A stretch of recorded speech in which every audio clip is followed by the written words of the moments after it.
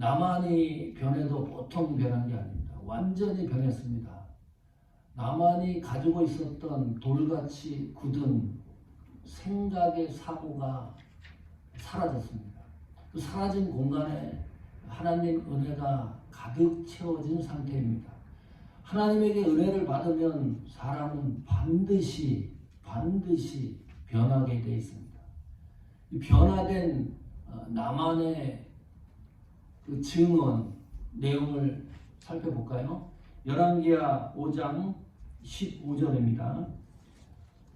후반절 중간쯤 보면 이스라엘 외에는 온 천하에 신이 없는 줄을 아나이다. 하나님이 유일하신 분이라는 사실을 증언하고 있습니다. 하나님만이 신이라고 하는 사실을 고백을 하고 있습니다. 이렇게 변했어요. 불신자 있던 나만이 문둥병, 나병을 치료받고 난 직후에 두 번째 이런 고백도 해요. 17절입니다. 열왕기하 5장 17절. 나만이 가로되 그러면 정컨대 노새 두 마리의 흙을 당신의 종에게 주소서. 이제부터는 종이 번제든지 다른 제든지 다른 신에게는 드리지 아니하고 다만 여호와께 드리겠나이다. 아람이 다신교입니다. 많은 신들이 있습니다. 대표적인 신도 있고요. 그렇게 섬기던 신을 버리고 나는 지금부터 하나님에게만 경배하겠다, 예배하겠다. 아직 초신자니까 나만이 하나님 은혜를 얻고 잘 모르죠.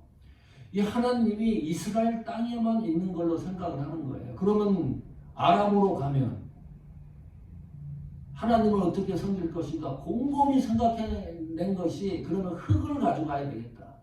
그 흙 위에서 드려야 되겠다. 이런 결심까지 합니다.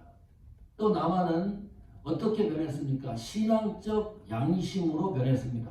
열왕기하 5장 18절입니다. 오직 한 가지 있사오니 여호와께서 당신의 종을 사유하시기를 원하나이다. 내 주인께서 림몬의 당에 들어가 거기 숭배하며 내 손을 의지하시매 내가 림몬의 당에서 몸을 굽히고 내가 림몬의 당에서 몸을 굽힐 때 여호와께서 이 일에 대하여 당신의 종을 사유하시기를 원하나이다. 한 가지 찝찝한 게 있는 거예요. 하나님만 섬기려고 하는데 나만이 아람 군대의 총사령관이잖아요. 그 대통령이 림몬이라는 신당에 가서 참배를 하는데 자기가 모시고 가야 돼요. 여기 보니까 림몬의 당에 들어가 숭배하며 내 손을 의지하시네. 신앙이 변질될 수가 있잖아요. 이 사실에 대해서 엘리야에게 의논을 하는 겁니다. 이럴 경우에 어떻게 했으면 좋겠습니까? 엘리사가 한마디를 안 해요. 오케이, 평안히 가십시오. 평안하라. 이 나만의 심중을 엘리사가 읽고 있습니다. 나만이 그 믿음이 변하지 않을 것이라는 사실을 엘리사가 생각을 하고 있는 거죠. 이 림몬이라는 것은 풍요의 신이에요. 제우스 신과 같은 동격입니다. 손에 번개를 잡고 있고 소 등 위에 선 형상을 한 신이 림몬인데 이 아람 나라의 대표적인 신이었습니다. 나만이 생각하기 너무 감사하고 고마워서 엘리사에게 어떻게 보답을 해야 되느냐. 이 사례를 하고 싶은데 엘리사가 거절하는 거예요. 본문 성경을 쭉 읽어보면 오고 가는 대화가 있습니다. 나만은 최선을 다해서 사례를 하려고 그러는데 엘리사가 철저하게 막아요. 1센트도 받지를 않아요. 좀 받았으면 좋겠는데 내 생각에는 자기가 직접 받지 않더라도 엘리사가 이렇게 얘기할 수 있잖아요. 교회에 무명으로 헌금해라. 엘리사가 이 당시에 선지학교, 신학교의 총장이었습니다. 그러면 그 돈을 받아가지고 그 물질을 받아서 얼마든지 신학생들에게 장학금도 주고 여러 가지 유용하게 쓸 수가 있는데 엘리사가 받지를 않는 거예요. 그 내용이 성경에 들어있잖아요. 설교를 준비하다가 성경을 읽다가 내가 고민스러운 거예요. 내가 고민에 빠졌어요. 엘리사는 안 받는데 나 같으면 이거 어떻게 할 건가? 남한한테 받는 이 사례가 1,000불, 2,000불, 10,000불이 아닙니다. 10만 불, 뭐 1억, 2억, 10억, 아마 20억. 아니 금이 68kg이에요. 계산해보세요. 환산을. 아마 조가 될지도 몰라요. 그 어마어마한 물질인데 그걸 거절하는 엘리사도 대단하지만 나 같으면 어떻게 할까 이거. 우리 교회에 헌금하라 그럴까. 이 절호의 찬스 기회인데 제가 한국에서 전도사 시절에 몇 교회 목사님들을 모셨습니다.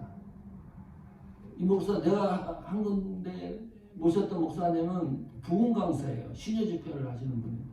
뭐 귀신도 나가고 뭐 방언하고 뭐 신비한 일들이 벌어지고 그런 사역의 중심에 섰던 목사님이에요.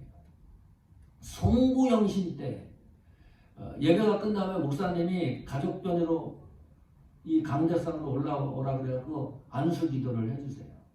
그리고 송구영신 때 그 헌금하려고 봉투를 갖고 오잖아요. 그거를 목사님이 전부 다 가져갑니다. 어떻게 생각하세요? 도둑 같아요? 지금 생각하니까 그때도 궁금했어요. 도대체 목사님이 송구영신 때 걷어가는 그 헌금 액수가 얼마나 될까? 근데 물어보지 못했어요. 그게 지금 최대의 실수에 한번 물어볼 걸. 얼마나 가져가시는지. 그런데 성도들이 컴플레인하는 분이 한 분도 없어요. 제가 그 교회에서 적어도 한 3, 4년 있었거든요. 그 계속 3, 4년 동안 성구영신 드리는데 똑같이 했는데 성도들이 컴플레인 하는 사람이 한 명도 없어요. 그것도 신기해요. 목사님이 받아가는 것도 신기했고 액수가 얼마인지 그거 모르는 것도 궁금했고 성도들이 컴플레인 안 하는 것도 너무 신기했어요.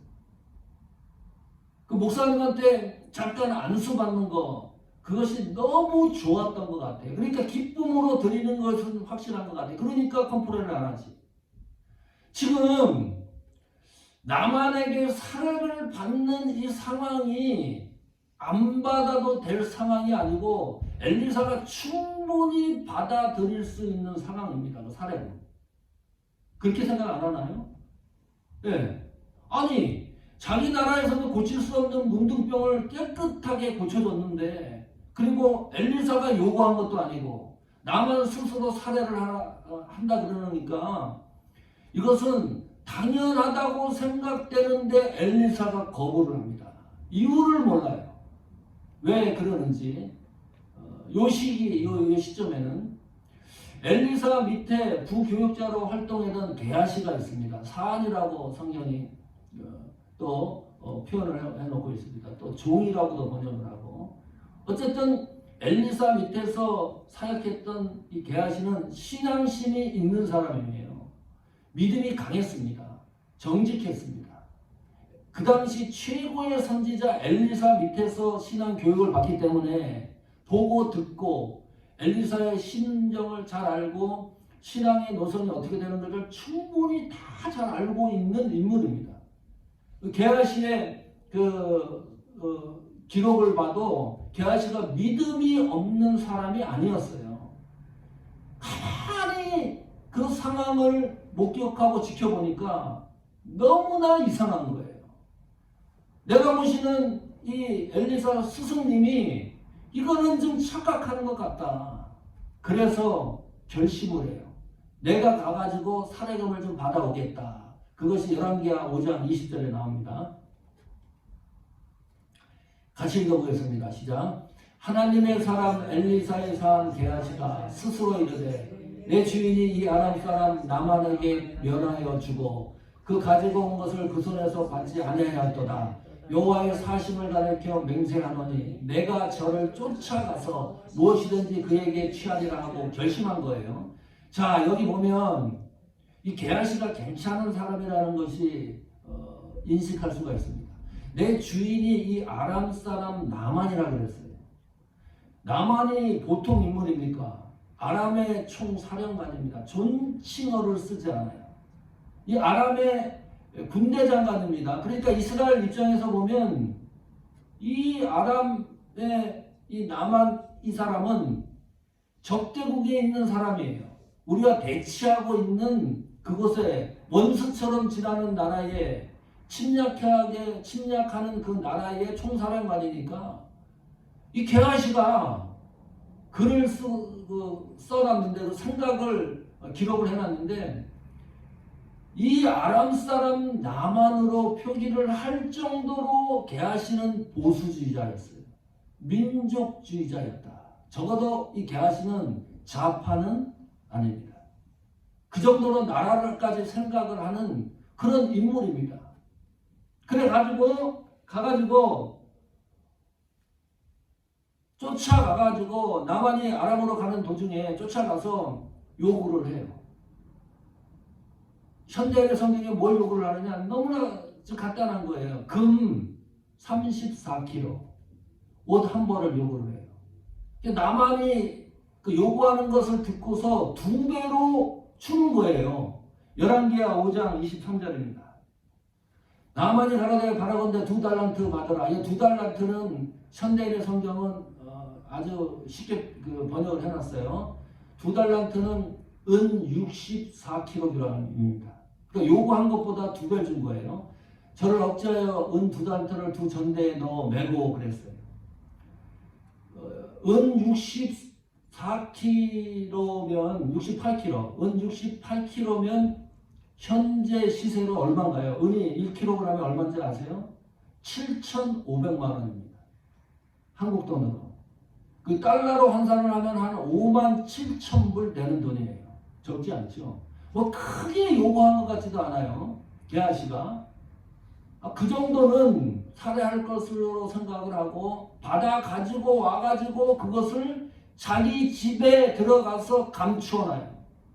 성경이 감추어놨다 그러니까 이 게하시가 엄청 나쁜 인물로 착각을 하는데 57,000불을 집에 들어가서 밤바닥에 깔아놓는 사람이 어디 있어요? 비상금 100불, 200불도 어디다 빨리 숨겨놓는데 이 게하시가 가가지고 도둑질한 것도 아니고 약탈한 것도 아니고 강제로 탈취한 것도 아니고 그것을 가지고 와갖고 쓴 것도 아니고 탕진한 것도 아니고 일단 집에 어딘가에 몰래 갖다 놨습니다. 게하시의 그렇게 한 행동에 대해서 성경이 침묵을 하니까 모르지만은 여러 정황을 추측할 수가 있어요. 게하시가 혼자 가지려고 했는지 그럴 수도 있겠죠. 아니면 숨겨놨다가 엘리사에게 그것을 훗날에 줘가지고 좋은 일에 쓰게 했을 수도 있고 그거를 더 좋은 뭐 선교적에 보낼 수도 있고 여러 가지 복합적인 생각을 할 수가 있는데 게하시의 생각을 성경이 기록해 놓지 않습니다. 자, 문제는 엘리사가 이 모든 것을 알게 돼요. 너 어디 갔다 왔느냐? 아무 데도 안 갔다 왔습니다. 여기 있었습니다. 그러냐? 그리고 어떤 일이 벌어지죠? 열왕기하 5장 27절입니다.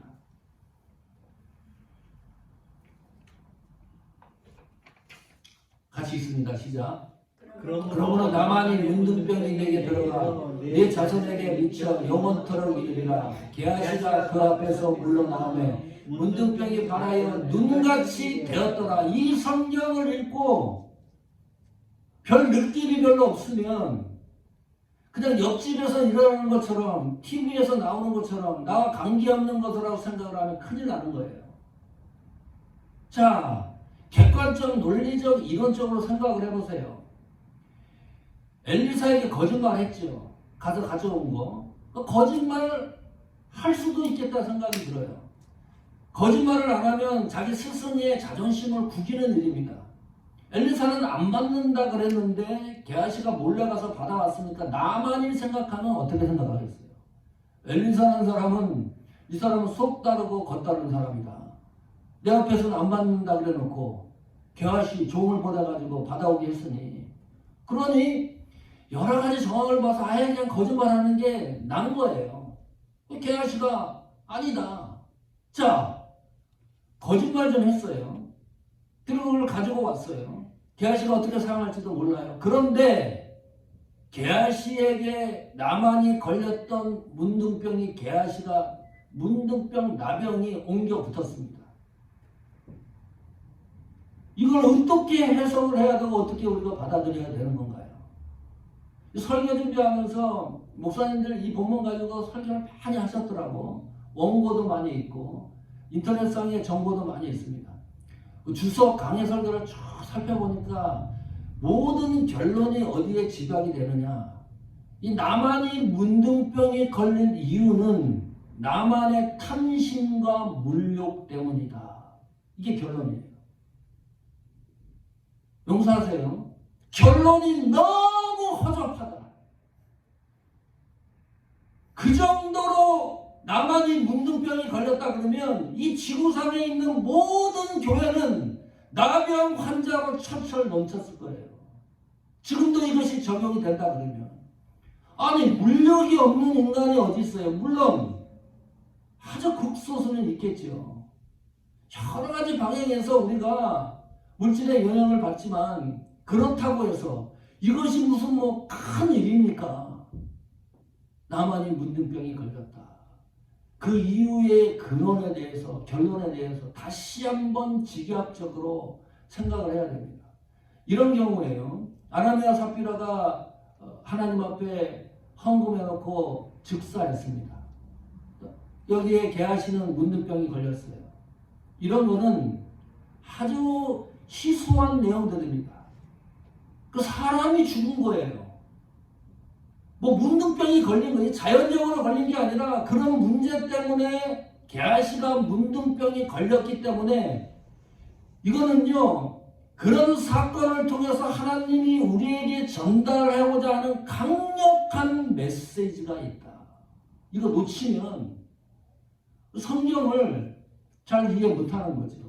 그냥 단편하게 물욕과 탐심으로 이 게하시가 문둥병이 걸렸다. 이건 너무 약한 거예요.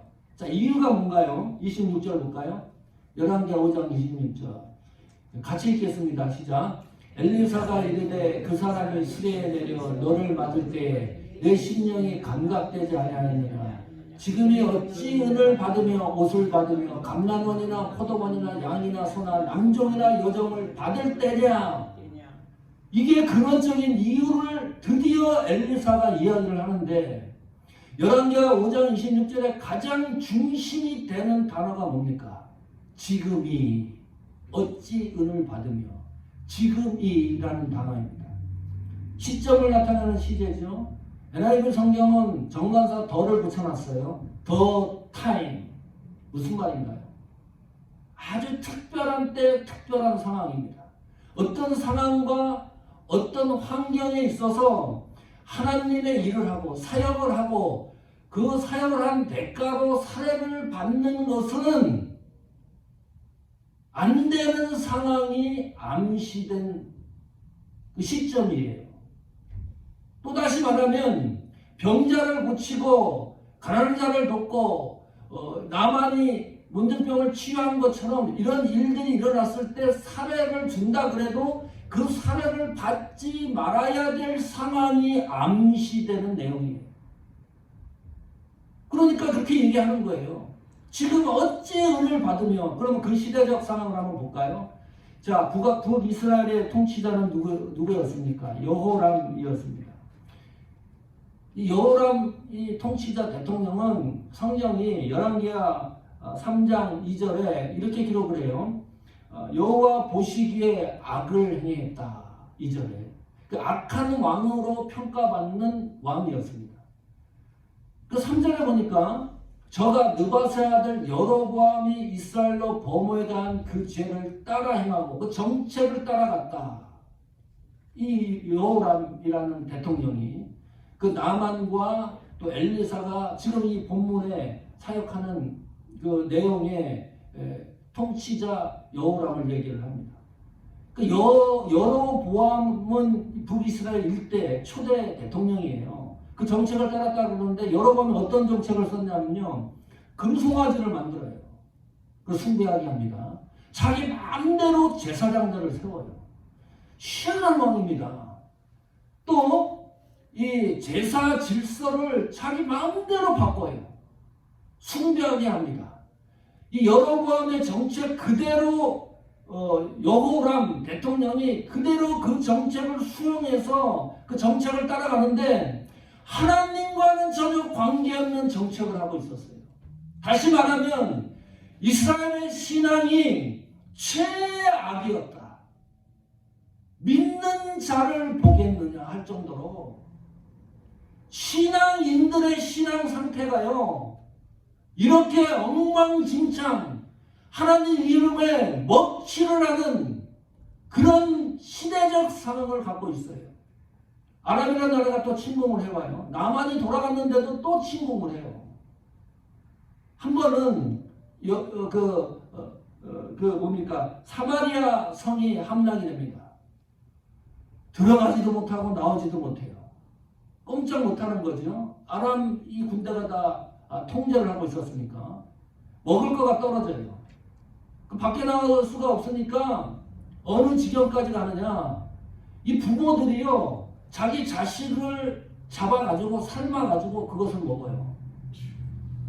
그게 곧 벌어지는 일들이에요. 그런 시대적 상황이 있는 겁니다. 지금이라고 하는 그 말이 무시무시한 그 시대적 상황 때를 강조하는 거예요. 결론적으로 이런 거예요. 열왕기하 17장 7절 8절 보세요. 이 일은 이스라엘 자손이 자기를 애굽에서 인도하여내사 애굽 왕 바로의 손에서 벗어나게 하신 그 하나님 여호와께 죄를 범하고 또 다른 신들을 경외하며, 결정적인 겁니다. 하나님에게 죄를 범하는 일들이 일상화된 시대였습니다. 그 가운데 또 다른 신을 섬겼다, 경외했다. 8절 보세요.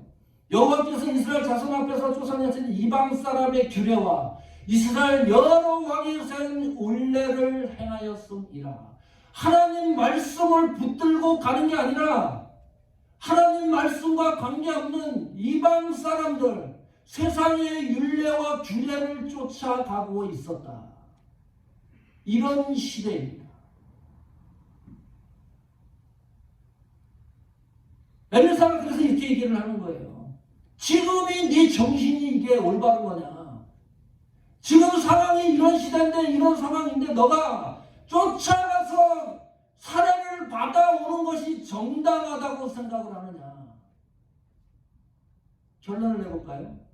첫 번째, 만약에 엘리사가 그 사례를 받았다면 어떤 일이 일어날까요? 소문이 나겠죠. 이 보통 금액이 아니니까. 1,000벌, 2,000벌, 그거는 모르게 어떻게 하실런지도 모르겠는데, 이거는 이 액수로 계산하면 천문학적인 숫자입니다. 그러면 뭐 빌딩도 질 수 있고 사람들 눈에 띄는 거예요. 자, 시대가 그러니까 다른 이방신을 주관했던 신접하는 무당들도 돈 받고 다 했었으니까 이런 소문이 돌 거예요. 야, 엘리사는 다른 줄 알았다. 예수 믿는 사람은 다른 줄 알았는데 하나님 이름을 빙자해가지고 돈을 벌고 있구나. 당연히 그런 소문이 일어나겠죠. 만약에 엘리사가 게하시를 시켜가지고 그런 사례를 몰래 받아오게 했다. 물론 게하시가 자의적으로 자기가 움직였던 겁니다. 몰래 받아왔다고 생각을 해보세요. 이건 더 큰일 나는 거예요. 그것이 드러나기 시작을 하면 정치적으로 적군, 총사령관에게 적대국에게 돈을 받았으니까 정치적으로도 문제가 일어나는 거죠. 돈을 받으면 안 될 상황이라는 것을 엘리사가 직감한 거예요. 시대적 상황을 보니까. 하나님은 스스로 있는 자라고 그랬습니다. 이것이 하나님 존재를 얘기할 때 얘기하는 거죠. 나는 스스로 있는 자다. 이것이 하나님의 자긍심, 하나님의 자존심이에요. 이 하나님의 자긍심, 자존심이요, 흔들릴 때가 있습니다. 오늘 성경처럼 여호와께 죄를, 인간들이 여호와께 죄를 범하면 하나님 존재 자체가 흔들흔들 거릴 수가 있는 거예요. 그러면 그것을 누가 회복을 해요? 하나님 스스로가 회복을 합니다. 그 하나님 스스로, 하나님의 존재론적인 하나님의 유일신 그 선을 하나님이 지켜나갈 때 반드시 문제가 생겨요. 하나님이 그 선을 지켜 나갈 때는 그 마지노선을 지킬 때에는요, 하나님이 엄청난 일을 하시는데 이런 거예요. 소돔과 고모라성 10명의 의인이 없어가지고 쓸어버렸습니다. 하나님이 살아계신다는 것을 보여주시기 위해서예요. 아니, 홍수 심판은 어때요? 8명만 살리고 전 세계를 물로 쓸어버리시는 거예요. 하나님의 존재 가치가 흔들릴 수가 없습니다. 게하시는 가서 사례를 받아왔지만 그것이 하나님 앞에 하나님의 이름을 흔드는 행위가 됐습니다. 하나님이 없는 것처럼 신앙생활하지 말자. 두 번째, 하나님이 주도하는 구원의 역사는 그 누구도 중단시킬 수가 없습니다. 이스라엘 스스로 회복될 수 없으니까 하나님이 누구를 사용합니까? 나만을 사용해요. 이방인 나만을 사용한다니까요. 이스라엘에 있는 신앙인들을 회복시키는 게 아니라, 신앙인들을 사용해서 부흥이 일어나고 회복되게 하는 게 아니라 그것까지 썩었기 때문에 하나님이 이방 사람 나만을 사용을 합니다. 불신자에게 개입하고 섭리를 해가지고 하나님 사람을 만들어서 하나님 구속의 경륜을 이루어 나가요. 그런데 게하시가 그 하나님의 구속의 역사를 희석시켰다. 그 알코올이 센 도수는 잘 못 먹는다 그래요. 거기다 물을 타든지 주스를 타든지 그래서 먹는다고 하는 거죠. 게하시가 받은 그것이 아무것도 아닌 것 같은데 하나님의 구속의 경륜을 희석시킨 일이 되고 만 겁니다. 세 번째, 게하시는 믿음의 사람입니다. 신앙인이고 신실한 사람입니다. 성도입니다. 성도도 문둥병이 걸릴 수 있구나. 자, 나만은 불신자입니다. 예수 믿지 않는 사람입니다. 난 크리스찬입니다. 이 불신자도 하나님이 개입을 하면 문둥병이 치료될 수도 있구나. 이게 무엇을 의미하는지 이해하십니까? 성도와 불신자는 그 관계가, 그 차이가 어느 정도 차이가 날까요? 1마일 차이가 날까요? 10마일 차이가 날까요? 100마일 차이가 날까요? 불신자와 신자와의 차이는 종이 한 장 차이입니다. 그 종이 한 장 차이 때문에 성도가 문둥병이 걸리기도 한다니까요. 이거를 놓치는 거죠. 이거를 깜빡깜빡 잘 놓칩니다.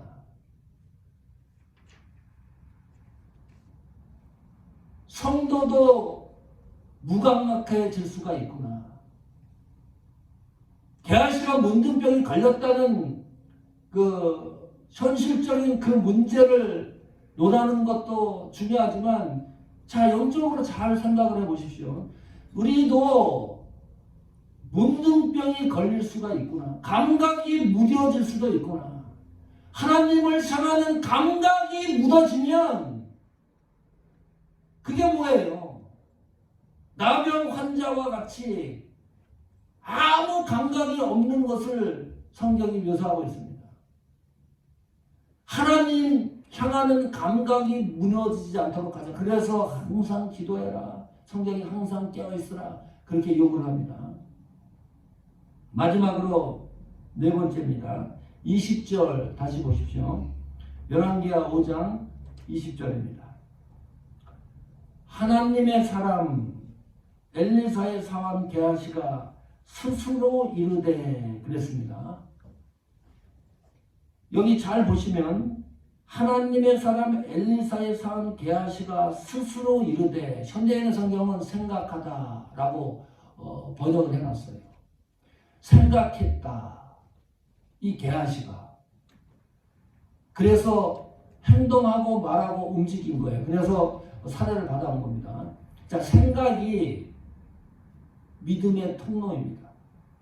지금부터 여러분 생각을 잘 점검하십시오. 생각이 믿음의 통로예요. 마태복음 6장에도 생각하여 보라. 공중의 새와 들의 별가파를 생각하여 보라. 여기서 생각은 믿음과 연관성이 있기 때문입니다. 생각은 믿음과 관계가 있습니다. 자, 인간은 생각에 의해서 말하고 생각에 의해서 행동합니다. 생각하지 않고 행동하는 아주 극소수의 일이 일어날 수가 있어요. 그러나 보편적인 거는 생각하고 난 다음에 행동하고 말을 해요. 성도는 어떻게 해야 되는 거예요? 성도는 생각하고 행동하고 말을 합니까? 오늘 사모님 모시고 오면서 사모님이 차 안에서 그런 얘기를 해요. 요새는 하나님이 내 생각을 가르치시는 것 같다. 너무 그 표현이 적절한 표현입니다. 하나님이 내 생각을 교육시키는 것 같다. 이거는 보통 신앙의 경지에 들어가지 않으면 이런 표현 잘 못합니다. 내 생각을 하나님이 교육하고 가르친다는 것을 느끼는 성도를, 그 신앙의 깊이를 생각해 보세요. 성도는 내 생각을 하나님 말씀 앞에 굴복시키는 겁니다. 성도는 내 생각을 하나님 앞에 순종하는 거예요. 성도는 내 생각대로 말하고 행동하지 않습니다. 성도는 하나님 말씀대로, 하나님 말씀이 시키는 대로 말하고 행동하는 거예요. 하나님 말씀대로 하지 않고 내 생각대로 말하고 행동했던 것을 계속해서 되짚어서 한번 추려보시고 생각해 보십시오. 어떤 일들이 일어났는지. 하나님 말씀대로 말하고 행동하는 것. 성도가 하나님 말씀대로 행동하고 말하지 않으면 그 사람이 죽은 것과 같습니다. 산 게 아닙니다. 사망 선고를 받은 존재입니다. 내 생각대로 말하고 행동을 하면 그것이 하나님과 관계가 없는 거고, 그것이 하나님과 관계가 없으니까 내 생각대로 이 세상을 살아가는 거잖아요. 일반 불신자와 다를 게 뭐가 있습니까? 살아있는 것 같은데 죽은 것과 같다. 말씀대로 말하고 행동하지 않으면. 여기 열왕기하 5장 20절 보세요. 게하시는 자기 생각대로 행동하고 말을 했습니다. 게하시가 문둥병 걸린 것이 중요한 것이 아니라 죽은 거예요. 그냥 자기 생각대로 말하는 그 순간에 게하시는 죽은 송장과 같은 겁니다. 그거를 게하시가 문둥병이 걸린 것에 초점을 맞추다 보니까 이상한 해석을 하는 거예요. 하나님 말씀대로 말하고 행동하지 않으면 성도는 나병과 같이 무감각 상태에 빠지는 죽은 존재와 같은 것이다. 오늘 말씀을 생각하면서 다시 한번 정리를 했으면 좋겠습니다. 하나님이 없는 것처럼 신앙생활하지 말자. 두 번째, 하나님이 주신 구속의 감격을 내 생각과 행동으로 희석시키지 말자. 불순물이 0.001%라도 들어가지 않게 하자. 하나님 말씀을 사모하는 감각이 쇠퇴되지 않게 하자. 네 번째, 하나님 말씀대로 말하고 하나님 말씀대로 행동하는 신앙인의 자세를 취하자. 이 말씀이 사모하는 교회와 우리 신앙의 기초가 되기를 간절히 축복합니다.